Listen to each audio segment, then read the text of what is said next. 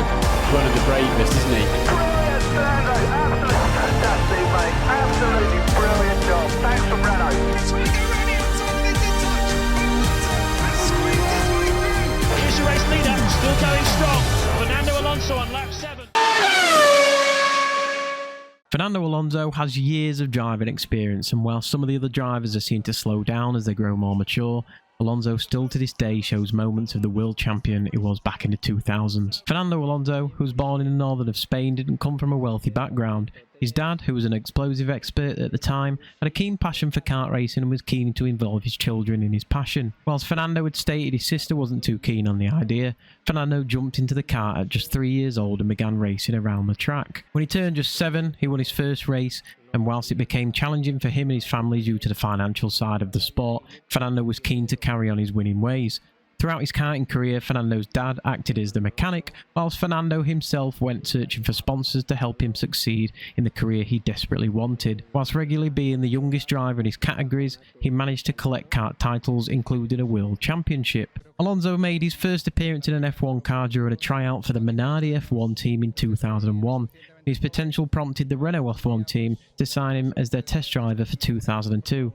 This ultimately led to his progression to the team in 2003. In just his second race of the season in Hungary, at the age of 21, Fernando became the youngest pole sitter and then went on to become the youngest Grand Prix winner at the time. He continued to drive for Renault coming into 2004, however the car had its own issues, landed him in 4th in the championship, but the experience he had gained this year led him swiftly into his 2005 season, challenging the one and only Michael Schumacher. Fernando showed his dominance in the 2005 season. Whilst Ferrari's car looked off pace and other contenders had reliability issues, Fernando scored in every race but 2, finishing on the podium 14 times and winning 7 of those races. Alonso showed exceptional driving and speed throughout the season and showed why he deserved to be crowned the world champion. 2006 continued the pace of Renault and Alonso, with Alonso coming out of the pits at the start of the season with a string of wins, giving him a substantial lead over the competitor Schumacher. However, as the season went on, Schumacher displayed an excellent comeback, which made the championship battle even more memorable. The competitors had 7 wins each at the end of the season,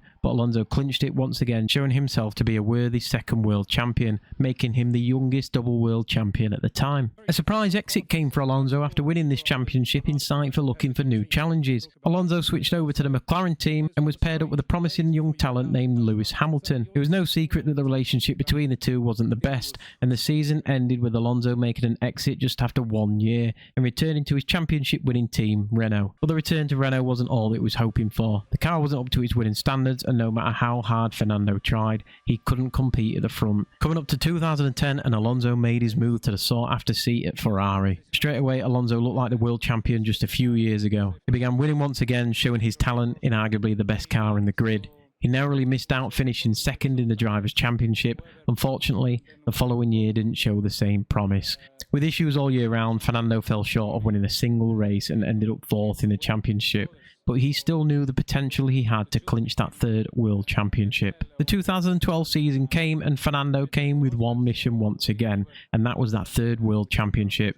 He described the season as his best season ever, showing excellent racecraft and skill that put him in the greats of all F1 drivers. He fell short of just 3 points separating him and his rival of the season, Sebastian Vettel. Into the 2013 season, Fernando showed impressive drive once again. However, the domination of Red Bull and Sebastian Vettel was too much for the Ferrari to compete with. Alonso managed to clinch 2 victories in the season, while coming second in 5 more, leading him to only fall out of the points just twice all season. He continued to show his impressive skills behind the wheel, but it was just no match for the Red Bull's dominating season. Unfortunately, 2013 was the last season Fernando's Ferrari would show this dominance, as 2014 was a completely different story. Fernando still continued to show the fighting spirit and that drive and attempt to clinch his 3rd title, but the car was not on the same page. Struggling through the season, Fernando dropped to finish just 6th after the 2014 season. It was time for a change for the Spaniard, and he opted to try once again with McLaren. However, it was once again not meant to be. The car showed little to no pace compared to any other cars on the grid,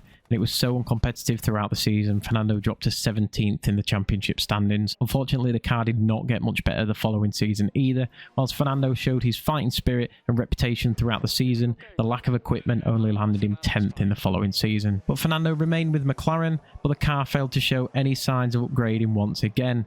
Fernando managed to salvage some points through the season, but his frustration showed as he opted to race in the Indy 500 instead of the Monaco Grand Prix during the season. Moving into 2018, it was another poor season for McLaren. After hope switching from the Honda engine over to Renault, Fernando was unable to compete with the problematic car once again. He managed to show his talent was still there by competing in the 24 Hours of Le Mans that year, racing for Toyota, and he managed to finish first place. With frustrations growing high and no hope that the car was going to get any better, Fernando decided to call it a day in Formula 1. Retiring from the sport after 18 seasons and over 300 Grand Prix, whilst he did not leave racing altogether, Fernando participated in the Indy 500, Dakar Rally and the 24 Hours of Le Mans, which he won twice, but something couldn't keep him away from Formula 1.